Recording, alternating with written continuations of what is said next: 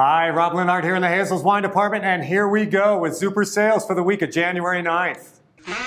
John was the first one to pull you down. He took one drink and he started to clown. Passed you the Hazel, Jane, and Jack. Penelope got you and passed you right back. Bringing you something a little different this week. We've got two beautiful sakis for you. This is from Shirakabegura. That's a Shochikubai operation in Japan.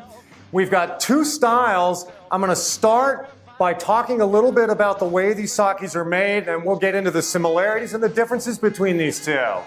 So, two styles to start with here, Kimoto and Yamaha. Now, Kimoto is really considered the classic traditional way of making sake.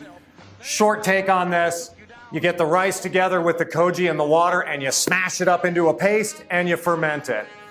More slightly modern technique, they found a shortcut. They figured out they don't have to mash the rice. So Yamaha, a reference to the fact that they're not mashing that rice up into a paste before they ferment it.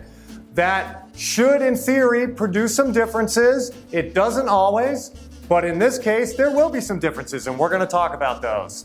So starting with the similarities here, they both are going to bring you a beautiful, soft, round texture. This is likely much to do with the water that they're using.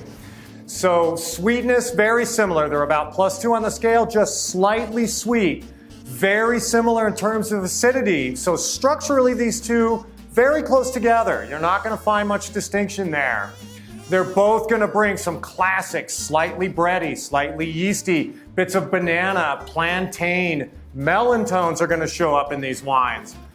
Those are the similarities. Let's get into the differences here. So starting with the Kimoto, what you will find is a slightly more elegant take on the aromas here. You'll get a little citrusy lift. I was kind of thinking about lemon peel, maybe lime peel as well. So beautiful aromatic lift to this wine. Floral notes here, leaning for me towards rose petal. Again, a nice, slightly dry style, but it cleans up a little bit on the finish, so it dries out just a little bit on the finish.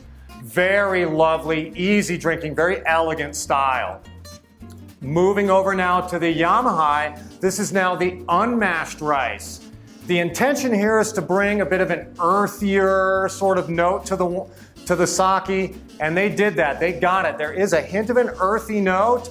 The floral note's a bit higher toned. I was thinking more jasmine than rose petal. Texturally, there's also going to be a bit more weight. It's going to be a bit rounder here. So for that similar sweetness level, for that similar acidity, you are going to get a sort of a fuller textural experience. And to round out the Yamaha, you also get a bit of what we in wine would consider phenolic notes. Things like hay, straw. We were thinking about those sorts of terms when we were tasting this. So differences here, definitely a bit more fruit forward, bit more earth focused, if you will, bit cleaner on the finish, bit rounder, bit fuller on the finish. Those are the two differences between these. I highly recommend you get them both, try them side by side, satisfy yourself which one you like better. Next up, we've got a repeat performer for you. This is the 2018 Rodney Strong Blue Wing Cabernet Sauvignon.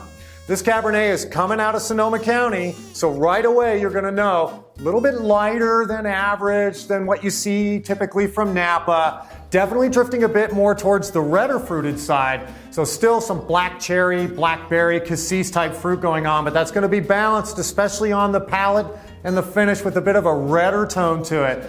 Picking up a little bit of a cola. With the oak comes through nicely on this wine, getting a nice vanilla cream sense in this wine. Very soft, very easy drinking, light-ish cab. Great ripeness in the fruit, however, though, so we're gonna see a little bit of maple, bacon fat. Some of that's coming through from the ripeness in the fruit, some of that's the oak. Put it all together, you get an all-around, super easy drinking, light-ish, everyday Cabernet. The first one to pull you down. He took one drink and he started to clown. Passed you the Hazel, Jane, and Jack. Penelope got you and passed you right back.